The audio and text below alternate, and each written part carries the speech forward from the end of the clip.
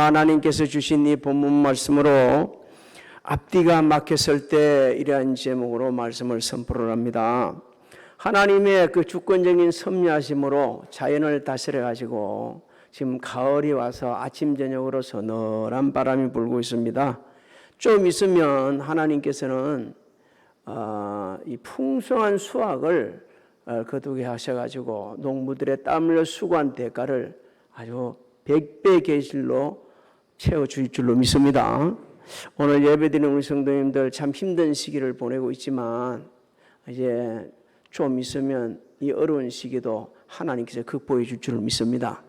오늘 말씀도 꺼내받고 영육이 회복되어지기를 주님의 이름으로 소망합니다. 본문 말씀은 우리 인생 여정에 앞뒤가 막혔을 때 우리가 어떻게 이것을 극복해 갈 것인가, 이것을 일깨워주는 아주 귀한 은혜의 말씀입니다. 사도 바울과 실라는 하나님의 말씀에 따라서, 말씀에 순종해서 지금 유럽으로 선교지를 정했어요. 그러고 가서 복음을 전했어요. 또 귀신 들려 점치는 여종을 만나서 예수 그리스도 이름으로 그 속에 들어있는 귀신을 쫓아내 줬어요. 그랬더니만 그 여종의 주인과 당시 장터에 있는 사람들이 합세를 해가지고 사도 바울과 실라를 붙잡아 그 당시 칼리들에게 거짓 보고를 합니다. 그래서 매를 많이 맞고 착고에 채워져가지고 빌립보 감옥 깊숙이 지금 갇혀 있는 그런 상태입니다. 당시 바울과 실라가 당하고 있는 고통은 우리가 상상하는 것보다 훨씬 더 고통스러울 수 있습니다. 정확하게 우리가 성경에 기록되어 있지는 않지만 뼈도 거의 부러졌을 것이고 터져서 피가 줄줄 흐를 거고 온 몸에는 멍이 들고 그야말로 너무너무 고통스러운 그런 상황일 거예요. 그런데 말이요, 우리를 깜짝 놀라는 것은 이분들이 밤중에 하나님 앞에 기도하고 찬양했다는 겁니다. 후회하지 않았어요. 원망도 하지 않았어요. 그리고 낙담도 하지 않았습니다. 스스로 목숨을 끊으려고 하지도 않았습니다. 죄인들이 다 들을 수 있도록 큰 소리로 찬양하고 기도를 했습니다. 25절을 한번 읽어볼까요? 시작. 한밤중에 바울과 실라가 기도하고 하나님을 찬송하며 제수들이 듣더라. 이 한밤중에 기도했다는 건 결코 좋은 환경이 아닙니다. 어떻게 보면 고통이 극에 달할 수도 있어요. 정말 낙담할 수밖에 없는 그런 상황일 수 있어요. 그런데 그들은 기도하고 찬양을 합니다.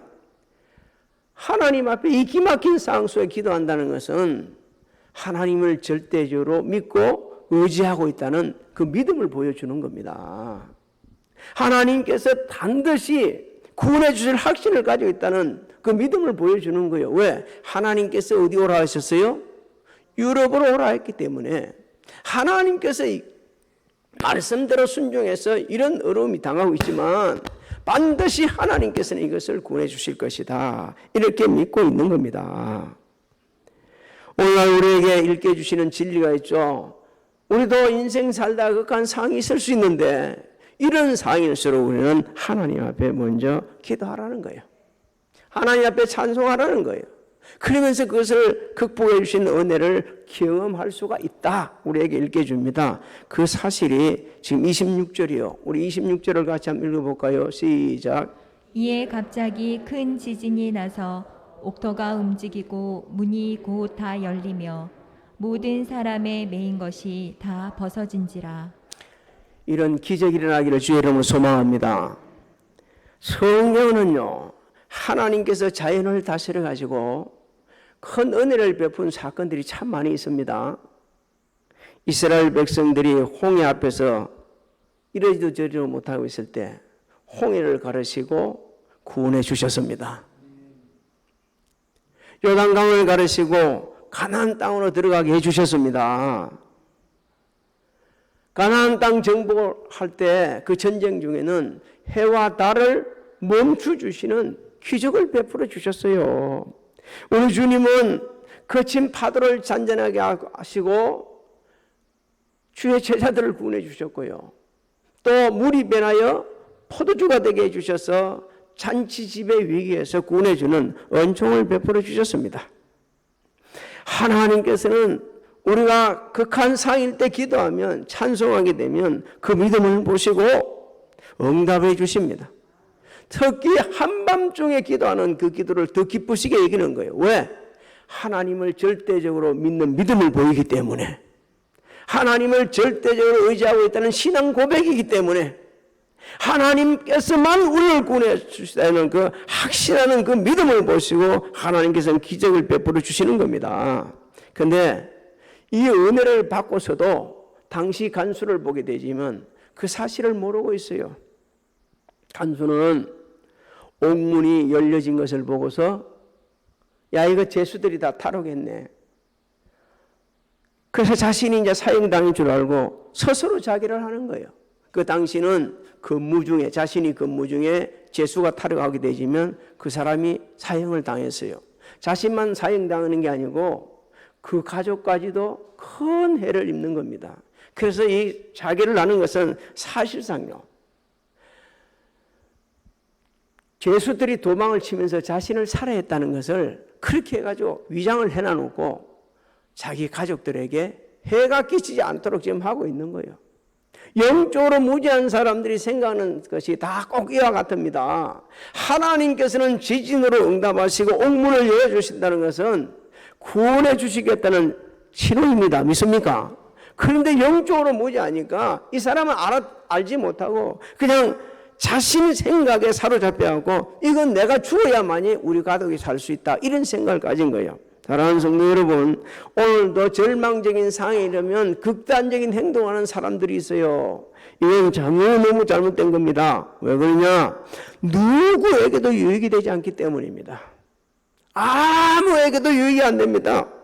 스스로 목숨을 버리는 것은, 스스로 목숨을 끊는 것은 생명의 주관자이신 하나님 주권에 대적하는 겁니다.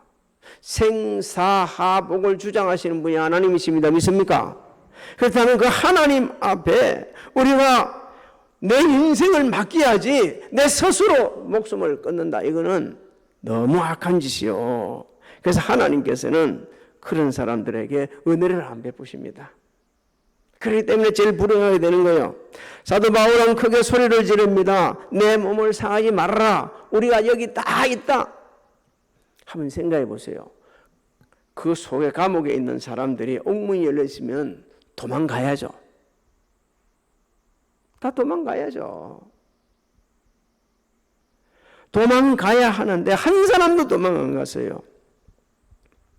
하나님께서 그 행동을 다 딱 움직이지 못하게 했거든. 그 안에 앉아 있을 수밖에 없도록 역사를 하신 거예요. 사실상 사도 바울과 실라의 기도에 응답해 그 고난에서 구원해 주시고요, 간수를 비롯하여 그 가족들을 구원해 주시고요, 그 감옥 속에 있는 모든 사람들을 구원해 주시기 위해서 하나님께서 역사하신 겁니다. 더 나아가서는요, 유럽의 복음이 전거되죠. 그 수많은 영혼들을 구원해서 미래적인 현실, 오늘날 세계로 복음이 전거되어지고 또 유럽의 그 뛰어난 문화, 그리고 모든 교육, 정치, 사회 모든 것들을 갖다가 온 세계에 유익을 주도록 그렇게 하시기 위해서 하나님께서 그때 그 순간 그렇게 역사를 하신 겁니다.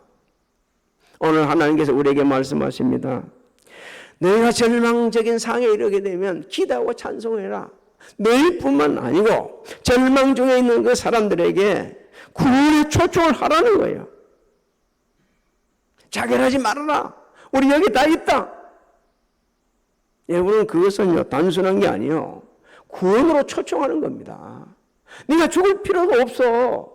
네가 구원받을 수 있어. 라고 지금 하나님의 위대한 그 사랑의 부르심을 갖다가 대신 지금 사도 바울이 하고 있는 겁니다. 하나님께서는 언제나 우리가 복음을 전할 준비를 하고 있어야 되고 선한 일에 부여하도록 선을 행하라고 이렇게 말씀하고 있습니다. 베드로전서 3장 15절로 16절을 읽습니다. 시작. 너희 마음에 그리스도를 주로 삼아 거룩하게 하고 너희 속에 있는 소망에 관한 이유를 묻는 자에게는 대답할 것을 항상 준비하되 온유와 두려움으로 하고 선한 양심을 가지라. 이는 그리스도 안에 있는 너희의 선행을 욕하는 자들로 그 비방하는 일에 부끄러움을 당하게 하려 함이라. 할렐루야.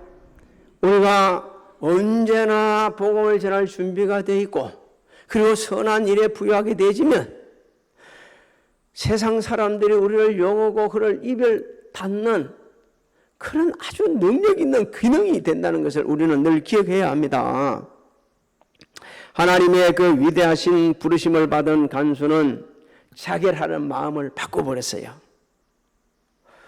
무서워 떨면서 바울과 실라 앞에 엎드립니다.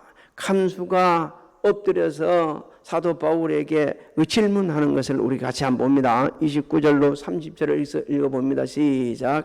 간수가 등불을 달라고 하며 뛰어들어가 무서워 떨며 바울과 실라 앞에 엎드리고 그들을 데리고 나가 이르되 선생들이여 내가 어떻게 하여야 구원을 받으리까 하거늘. 우리는 간수가 어떻게 하여야 구원을 받으리까 하는 그 고백을, 그 간구를 주목해야 합니다. 여지껏 한 번도 사도 바울처럼 그렇게 자신에게 말해준 사람이 한 사람도 없었거든요. 누구도 자신을 불러준 사람이 없었거든요. 구원으로 초축해준 사람이 없었거든요.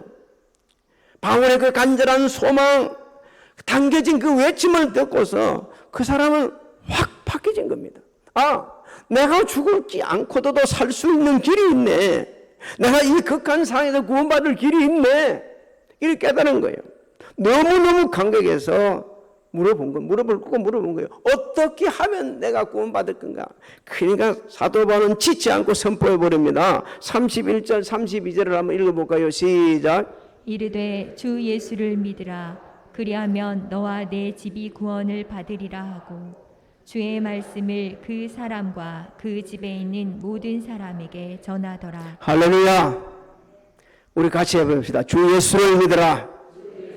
그리하면 너와 내 집이 구원을 받으리라. 믿습니까? 그렇습니다. 주 예수를 믿으면 되는 거예요. 하나님께서는 천하보다 그 귀한 한 영혼을 구원하기 위해서 그 절망적인 상황에서 다시 돌이켜주기 위해서 정말 하나님이 살아계심을 갖다 일깨주기 위해서 사도 바울과 실라가 당한 고난을 선용을 하신 겁니다. 그리고 모든 사람들에게 하나님이 계심을 선포하게 되는 거예요. 오늘날도 하나님께서는 그 나라의 의를 먼저 구하는 자를 통해 역사를 하십니다. 복음을 자라는 통해서 수많은 영이 주께로 돌아오도록 역사를 하십니다. 우리에게 이렇게 말씀하십니다. 극한 상황이면 상황일수록 하나님을 더욱 의지하고 기도하고 찬양하고 그 극한 상황에서도 자신만 그렇게 당한다 생각하지 말고 또 다른 사람들, 힘들고 고통스러운 사람들을 바라보고 주 예수를 믿어라. 그래야만 너와 내 집이 구원을 받아 선포하라고 하시는 겁니다. 오늘 이 말씀이 우리 심령과 골수를 찔러 쪼이기를 주의 이름으로 소망합니다. 그래야만이 나만 당한다고, 나만 아프다고, 나만 고통스럽다 이렇게 얘기하지 않고 오히려 나아가지고 복음을 전하면서 힘들고 지치고 괴로워하는 사람들을 향해서 예수 믿으면 그 어렵고 힘든 상황에서 얼마든지 구원받을 수 있습니다. 얼마든지 회복시켜 줄 수 있습니다. 예수님 앞으로 나아가고 선포하게 되지면 그 말씀을 듣고 믿는 자에게는 복음은요 사람을 구원하신 하나님의 능력이 되십니다. 고린도전서 1장 17절로 18절을 한번 읽어봅니다. 시작. 그리스도께서 나를 보내심은 세례를 베풀게 하려 하심이 아니요 오직 복음을 전하게 하려 하심이로되 말의 지혜로 하지 아니함은 그리스도의 십자가가 헛되지 않게 하려 함이라. 십자가의 도가 멸망하는 자들에게는 미련한 것이요 구원을 받는 우리에게는 하나님의 능력이라. 확신하십니까? 그래서 저와 여러분이 구원을 받은 겁니다. 아침에 제가 어떤 분이 그 간증하는 것을 잠깐 봤어요. 그분이 절에 다니고 소록도에 가지고 처음으로 절을 세워서 그 절대이라고 그렇게 하다가 예수 믿고 구원받아 천국 백성이 돼서 지금 복음을 전하고 저 북한에 그 이제 말 못하는 애들, 그 축구 그 감독을 하고 뭐 이런 분들이라고요. 다양한 참 삶을 살고 있더라고요. 그분이 그런 얘기를 하는 거예요. 요한복음이 자신을 위해서 쓰여진 것 같다. 그러게. 죽은 나사로가 살아난 것을 자기가 예수 안 믿을 때 대적을 했다는 거예요. 죽은 나사로가 살아났다면, 주님이 그렇게 말씀해서 살아났다면 살아 있어야지. 그 좀 보여주라고. 아무도 그에 대해서 답을 모르더라는 거예요. 그래서 자신이 나주 예수를 믿고 보니까 아이고, 죽은 나사로가 살아난 것이 나사로가 아니고 누구요? 자기 자신인 것을 깨달았다는 거예요. 저도 오늘 그 간증을 듣고 얼마나 많은 은혜를 받은지 몰라요. 여러분, 예수님이 죽은 자 가운데 3일 만에 부활을 하셨습니다. 그 우리는 안 믿는 게 아니에요. 믿어요. 그러면 죽은 나사로는 그럼 누구냐는 거죠. 여러분, 죄 사함을 받고 새롭게 거듭난 제가 여러분들입니다. 믿습니까? 그렇다면 우리는요, 영원한 소망을 갖고 사는 사람들이에요. 그렇다면 우리가 해야 될 일이 있는 거, 이 힘들다 꼬다프다 할 때요, 할 수 있는 대로 복음을 전해야 됩니다. 한 사람이라도 더 구원할 수 있는 길이 있다면 애를 쓰면서 해야 되는 거예요. 밥 한 그릇 사주고 정말 복음을 전해서 그 영혼 구원된다면 사줄 수 있어야 돼요. 두 사람은 되니까. 그리고 우리가 말이야 또 한편으로 이 마스크를 갖다 가지고 얼마든지 활용할 수 있거든요. 얼마 전에도 제가 몇 장을 한번 드려보니까 너무 고맙게 생각하더라고요. 이렇게 마스크 흔한데도 주면서 너무 고맙게 생각하고 고맙게 생각하고 있더라고요. 당시 그 복음을 듣고 참 회개할 때 단순히 복음만 듣고 회개했겠냐. 한번 우리 좀 거룩한 상상을 또 원해봐야 돼요. 사도 바울과 실라가 맞아가지고 몸이 뒤틀려 있고 그 다음에 그 아픈데 이렇게 아픈데 만지지도 못하게끔 딱 온몸을 차코로 채하고 움직이도 못한 상태, 그 피를 질질 흘리면서 눈이 이리 붓고 그리고 막 입이 이렇게 맞아가 돌아가고 뼈가 부러져갖고 서지도 못한 상황에서 주 예수를 믿어라 그래야면 너와 내 집이 구원을 얻으려 하니까 너무너무 감동을 받은 거예요. 저 사람들이 저렇게 고통스러운 가운데서도 복음을 전한다. 저 사람들이 그런 마음이 무슨 의미가 있구나. 그래서 간수는 변화된 거예요. 감동받은 거예요. 만약에 바울과 실라가 끙끙 앓고 그냥 고통스럽다고 얘기하고 나 로마 사람인데 너가 그래라고 막 세상 걸러가고 내대했다고 하면 예수 믿었겠어요? 안 믿습니다. 그렇게 하면 안 믿는 거예요. 누구도 안 믿는 거예요. 그렇기 때문에 오늘 이 말씀을 우리는 좀 상상력을 동원해 봐야 됩니다. 피를 흘리면서 그 고통 가운데 전하는 복음을 듣고 너무 감동을 받은 거예요.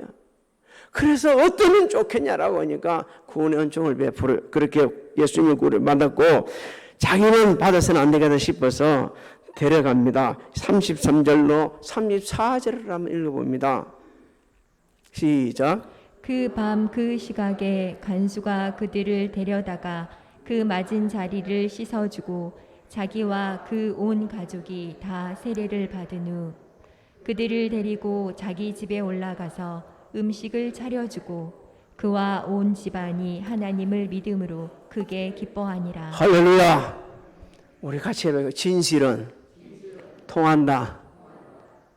동의하십니까? 그 아픔, 그 고통 속에서 전하는 복음이 그대로 들어오는 거예요.